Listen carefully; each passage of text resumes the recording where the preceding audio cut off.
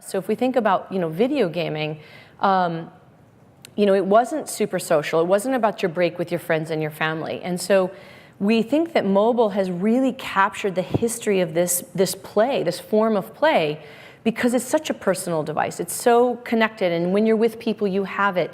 So again, we're just thrilled that this is the ultimate platform to actually leverage that historic behavior.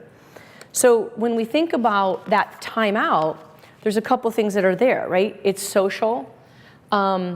It's between two people or more. And again, it's lean in. It's lean in type of content. So we are really excited that mobile is a natural medium for play. And more importantly, we believe that play is actually bringing time to mobile.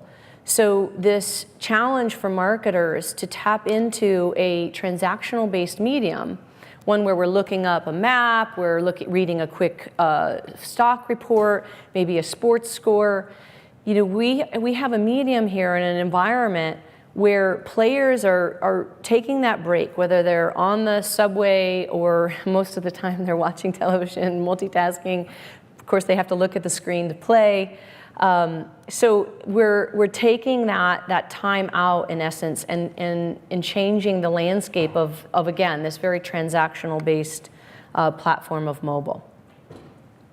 So not only is play changing mobile, but mobile is changing gaming. And right now, mobile is the #1 driver of growth in gaming. As a matter of fact, if it wasn't for iPad, iOS, and Android, gaming would be declining in usage. And yet we're having almost 10% year-on-year growth. So it's a really important time for the gaming industry to get behind this space and to find a way to partner with the IAB and look at standards and look at really interesting ways for marketers to participate in it. The second reason mobile is taking over gaming is that so much of gaming in mobile is free to play, which again offers a whole new realm of opportunity for marketers to tap into this massive shift from $69 retail products on an Xbox to free to play time spent on a mobile device. So mobile advertising, of course, you all know, is just scratching the surface. So Mary Meeker, obviously someone we follow heavily in the venture capital world, is just pointing out a great point of how much time, we're 10% of the time spent by consumers on a medium, and yet we're less than 1% of the ad revenues.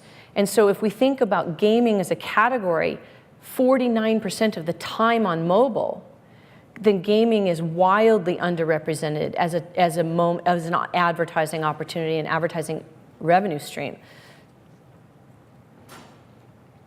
So games are the #3 in time on mobile.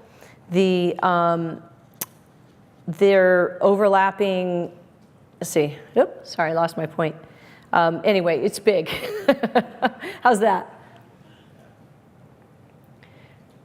We actually do like to point, I will point this out, because since we're always being compared to Facebook, I'll point this out. So you can see that social networking is larger than gaming, but again, gaming is almost 48% of the time spent on Facebook.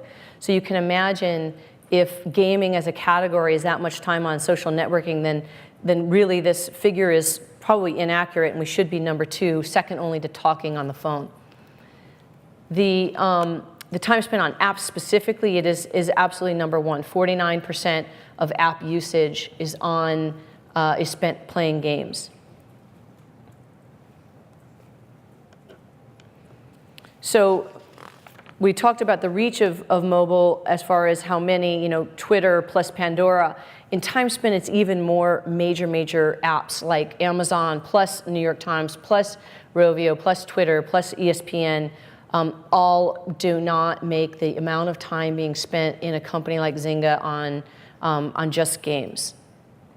So billions of minutes of mobile play each month. As a matter of fact, it's 78 billion minutes a month being played on mobile games. So it's not just high reach, it's not just a lot of great time, but it actually works.